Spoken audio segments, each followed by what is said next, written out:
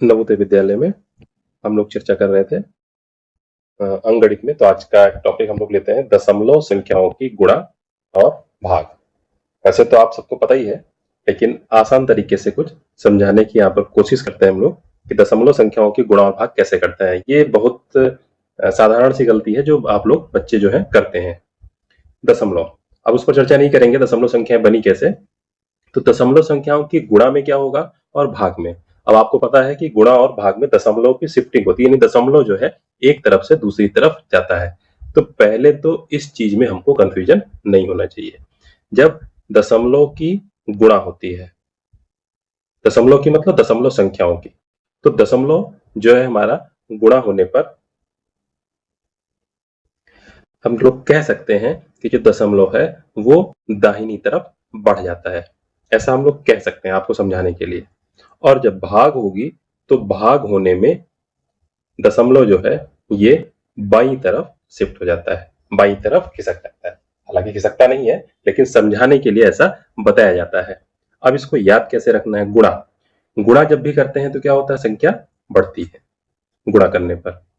और संख्याएं जब बढ़ती हैं और किस क्रम में बढ़ती है, जब हम कॉपी पर लिखते हैं तो इस तरह से लिखते हैं 1 2 3 4, यानी कि दाहिने हाथ की तरफ।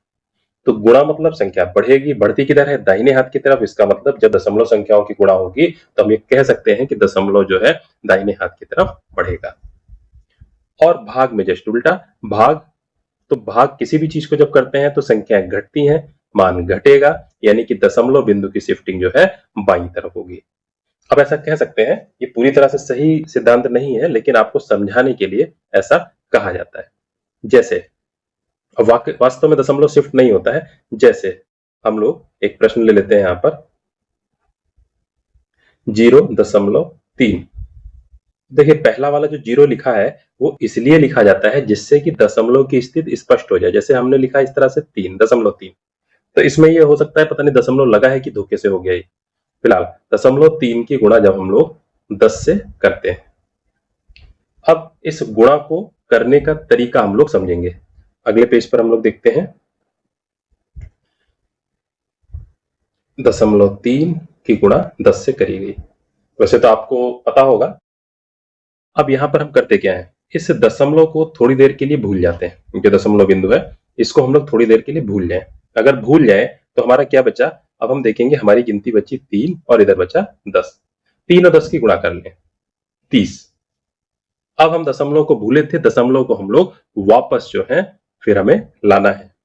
अब हम यहाँ पर देखें तो दशमलव को जो हमने भूला था, दशमलव के हम बाद की स्थिति देखते हैं कि दशमलव के बाद में कितने अंक हैं। तो यहाँ पर हम लोग 0.3 में जब हम लोग देखेंगे तो दशमलव के बाद में जो है हमारा कितने अंक, एक अंक है। दशमलव के बाद में क्या लिखा हुआ, 3। तो यानी कि जो उत्तर है हमारा वो भी कैसा होना चाहिए कि दशमलव के बाद में एक गिनती रहे। तो हम दशमलव कहां पर लगाएंगे, 3 स्थितियां हो गई हमारी।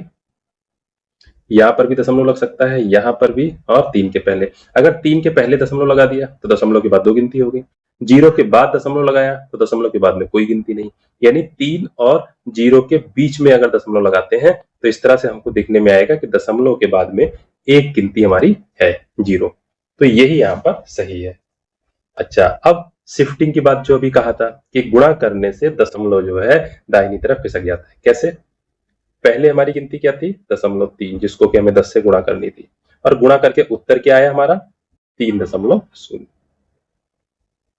अब 3.0 को अगर हम 3 को 3 के नीचे लिखेंगे यहाँ पर इस तरह से, तो हमें देखा कि 0.3 में जो दशमलव था वो 3.0 में क्या हुआ, 3 के बाद आ गया खिसक कर, यानी कि एक स्थान दाहिनी ओर खिसका।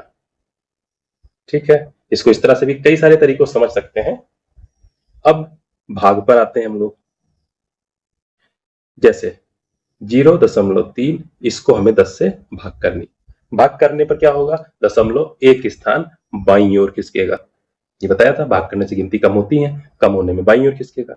अब दशमलव हमारा लगा हुआ है 3 से पहले, एक स्थान बाईं ओर खिसकेगा, यानी कि इधर। तो जब एक स्थान बाईं ओर खिसकेगा तो 0 से इधर आ जाएगा, यानी इसका उत्तर क्या आएगा 0.03। तो ऐसा हम लोग कह सकते हैं। दो गिनती अगर अभी हमने गुणा करी थी 0.3 की 10 से, अब अगर हम 0.3 3 की गुणा जैसे मान लीजिए 0.6 से करते हैं। शून्य पहले लिखा होगा, शून्य का कोई बहुत मतलब नहीं है। 0.3 की गुणा 0.6 से करें। अब आप लोग कैसे समझेंगे? तो क्या करना है, यहाँ पर दशमलव को आपको पहले भूल जाना है। अगर हम दशमलव को भूल जाए तो हमारी गिनती क्या बची? ये 3 बची, और ये क्या बची? 6। 3 और 6 की गुणा आपको पता है, 3 छक 18। अब हम दशमलव को भूले थे, दशमलव देखें हमने क्या क्या यहाँ पर दशमलव में देखा था। तो दशमलव के बाद की गिनती देखनी पड़ती है। 0.3 में दशमलव के बाद कितनी गिनती है? 1। 0.6 में दशमलव के बाद कितनी गिनती है? 1। यानी कुल मिलाकर के दशमलव के बाद यहाँ पर कितनी गिनती हो गई हमारी? 2 गिनतियां हो गई। दशमलव के बाद हमारी 2 गिनतियां हो गई। तो जो उत्तर है वहां पर भी हमारी दशमलव के बाद में 2 गिनती होनी चाहिए। इस तरह से दशमलव लगाना। अब 18 में अगर हम यहाँ पर 18 के बाद में दशमलव लगाते हैं तो ये गलत हो जाएगा, क्योंकि दशमलव के बाद में हमारी कोई गिनती नहीं रही। अगर 1 और 8 के बीच में दशमलव लगाते हैं तो ये भी गलत हो जाएगा, क्योंकि अब दशमलव के बाद में सिर्फ एक गिनती रही 8, यानी यहां भी दशमलव नहीं लगेगा। अब अगर यहां पर लगाते हैं तो दशमलव के बाद में हमारी 2 गिनती हो गई, 1 और 8।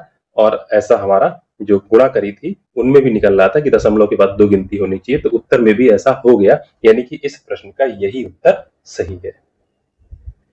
फिर आगे हम लोग कुछ प्रश्न देखते हैं, उन प्रश्नों में जो है आ जाएगा। तो जो भी प्रश्न है वो नवोदय में आपके पूछे गए। तो ये देखते हैं हम लोग। पहला प्रश्न है, ये नवोदय के पेपर के ही स्क्रीनशॉट है और नवोदय के पेपर में ही पूछे गए। तो 61 बटे ये संख्या लिखी हुई है 10,000, इसको दशमलव में कैसे लिखा जाता है? अब देखिए यहाँ पर भाग करनी है, तो नीचे हम देखेंगे 10,000 है, तो हमें केवल जीरो पर ही चर्चा करनी है। अब इसको बताया कैसे जाता है विद्यालयों में? अलग अलग तरीकों से। 61 बटे 10,000। अब एक तरीका बताने का यहाँ पर यह है कि बटे में 10,000 है, तो 10,000 में हम शून्य देख लें कितने हैं। तो यहाँ पर शून्य देखें कितने हैं 10,000 में? 4 शून्य। अब 4 शून्य है तो इसका मतलब और भाग करी गई, और भाग करने में अभी ऊपर चर्चा हुई है कि दशमलव जो है हमारा बाईं तरफ खिसकेगा, उतने ही स्थान। अब यहां पर हम देखें तो आपको दिख रहा होगा कि 61 में दशमलव हमारा लगा ही नहीं हुआ है। 61 में दशमलव कहीं पर नहीं लगा हुआ है। अच्छा, अब लगा नहीं है तो दशमलव कहां मानेंगे? तो इसके लिए हम एक दूसरा उदाहरण देखते हैं। जैसे एक संख्या लिखी है 5 और एक संख्या लिखी है 5.0। दोनों ही संख्याएं एक जैसी है। क्यों? 5 और 5.0 केवल दिखने में फर्क है। 5.0 दशमलव के बाद जब शून्य है तो उसका कोई फर्क नहीं पड़ रहा, ये 5 है। यानी कि वही चीज जैसे कि अगर 3 लिखा है और 3 को भिन्न बनाने के लिए 3/1 लिख दिया जाता है, इसी तरह से 5 है, अगर इसको दशमलव संख्या बनानी हो तो हम लिख सकते हैं 5.0। ये एक ही बात है। ऐसा ही यहाँ पर, तो 61 में जब दशमलव कहीं नहीं लगा हुआ है तो हम कहां पर मानेंगे? 61 के बाद में, यानी कि 1 के बाद में दशमलव मान सकते हैं। छुपा हुआ है, अंडरस्टूड है, छुपा हुआ दशमलव। अब क्या करना है, हम वापस आते हैं। 10,000 से भाग करनी है। 10,000 में हमारे जीरो है 4, तो इसका मतलब दशमलव हमारा कितना शिफ्ट होगा? 4 स्थान खिसकेगा, और किधर खिसकेगा? बाईं तरफ खिसकेगा। अब हम यहां पर देखें, जब बाईं तरफ खिसकाएंगे तो हमारे स्थान कितने? 1 के ऊपर और 6 के ऊपर, तो कितना? 2 ही स्थान तो हुए यहाँ पर। अगर हम देखें यहाँ पर 61 लिखा था और ये दशमलव है, खिसकेगा तो 1 स्थान चला और फिर 2 स्थान चला। उसके अलावा तीसरा और चौथा स्थान है ही नहीं, तो तीसरा और चौथा स्थान बनाने के लिए हमें यहाँ पर 0 लिखना पड़ेगा।